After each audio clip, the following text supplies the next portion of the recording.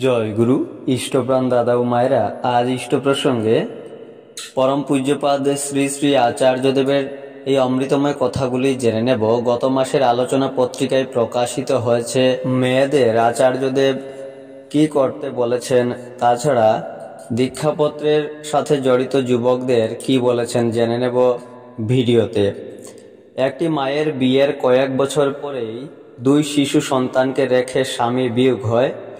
বিধ্বস্ত মন নিয়েই ওই মা আচার্যদেবের কাছে এসে মনের শক্তি বাড়িয়ে সন্তানদের নিয়ে সামলে নিতে সমর্থ হয়েছিল।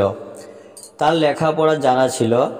প্রসঙ্গ উল্লেখ করে আচার্যদেব বললেন, দুই সন্তান সহ ওই মাটি সংসারের যাবতীয় ব্যয় বহন করে চলতে পারল।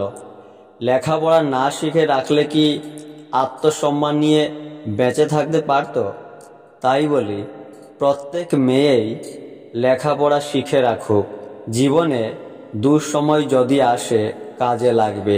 দীক্ষাপত্রের কাজের সাথে যুক্ত কতিপয় যুবকের উদ্দেশ্যে আচার্যদেব বললেন, ঠাকুরবাড়ি একটা ছন্দে চলে।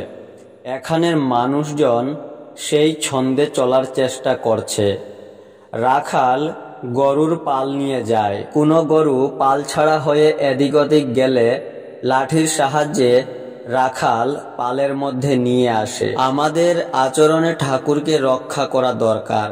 তাকে যদি আমার আচার আচরণে জাগ্রত রাখি, আমি ঠিকমতো চলতে পারবো, আরও 5 জনকে চালাতেও পারবো। দীক্ষাপত্রের কাজ তো রাখালের কাজ। যারা দলছাড়া হয়ে পড়ছে তাদের ঘুরিয়ে আনাও যায়। ঠাকুরই কারো মাধ্যমে তাকে ঘুরিয়ে নিয়ে আসছেন।